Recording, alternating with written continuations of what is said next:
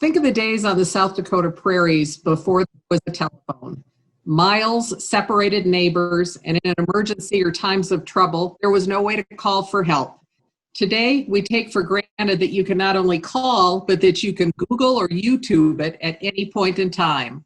So we're here this morning to talk about South Dakota's telecommunications industry and the work that literally connected our state. I'm Marcy Burdick, and I'm a board member of the South Dakota Hall of Fame. And the hall and its physical location in Chamberlain is spotlighting the South Dakota telecommunications industry this year. So this morning, we've asked several leaders in the industry to join us for a conversation about the industry. And I'd like to introduce them to you now and have them wave so you can easily find them when I call out their name. First is Randy Hodak, who's General Manager of Venture Communications Cooperative. Randy has also been a board member and the past president of the South Dakota Hall of Fame. Joining us also is Rod Bauer, who's the General Manager of Kennebec Telephone Company. Rod is an inductee into the South Dakota Hall of Fame. Chad Mutzinger, Marketing Manager of Mid-States Communications. Good morning, Chad. And next is Vernon Brown, Marketing Manager of SDN Communications. Hello, Vernon. And Rich Coit, Executive Director and General Counsel of the South Dakota Telecommunications Association, the recently retired Rich Coit. He held that position from 1993 to 2020. And certainly last but not least, Roger Musick, CEO of Innovative Systems, also an inductee into the South Dakota Hall of Fame for his work in the industry and state. So we're really pleased to have you all today. And to kick it off, Rich, I'll start with you. I think many of us have seen a commercial that's really well done in the state that talks about how the telecom industry was literally born when farmers strung barbed wire on fence posts. And now we just take it for granted these services are going to be there until they're not. What does it take to bring services to a home or business in the state of South Dakota?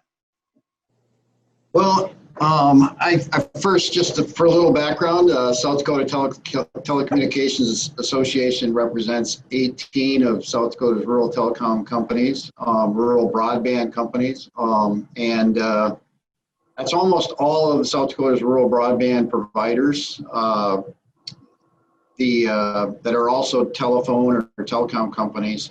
Our members cover about 76% of the state's geography. And a lot of the areas that we serve are obviously, the more rural areas of South Dakota.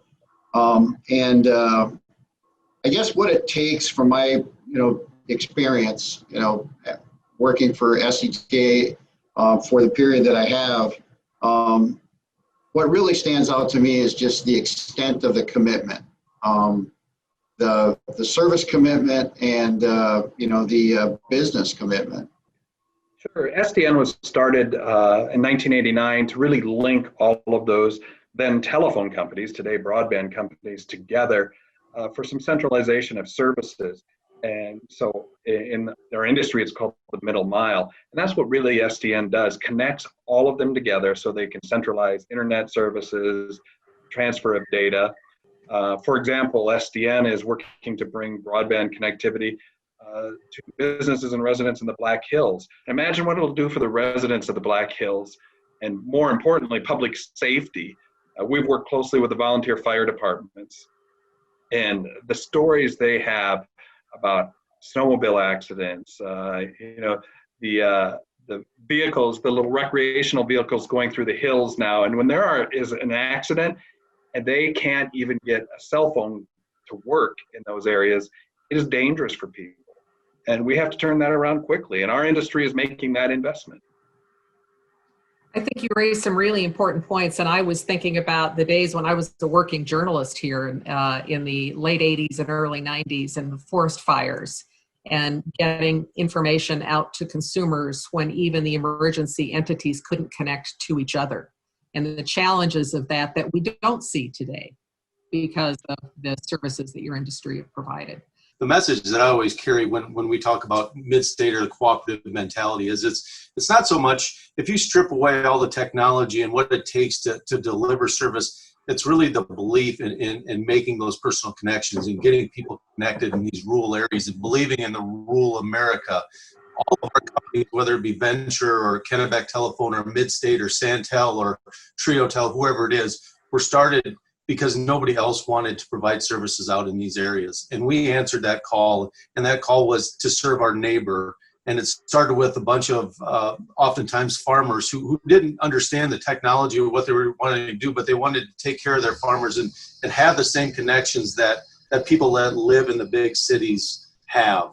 One other thing, Marcy, one thing people in South Dakota don't realize is the independent industry in South Dakota has always led the nation, whether it was installation of one-party service, conversion to digital, first fiber networks, major statewide networks, and all of those things make the current technology work for our customers. Roger's being humble there because he was one of the visionaries of the industry that helped many of the companies implement that technology to help South Dakota lead the nation in that. We've leaped to telemedicine. We have the Sanford Underground Lab in lead. COVID has put a focus from a consumer perspective on our need for streaming services and connectivity in a way we probably never envisioned years ago. One thing you mentioned there is telemedicine, and that's another thing that SDN made possible. Without SDN, South Dakota would not have had telemedicine, and it's allowed Avera to have a kind of a region-wide telemedicine system to support much better healthcare in small rural communities. You know, living in a small community and raising a family, and as an employer, it's so much easier to keep doctor's appointments. We don't have to take a day off, drive to Sioux Falls to keep our appointments. So much of this stuff can be done remotely, and it's a time saver, it's a money saver, it just improves quality of life in the very rural parts of the state.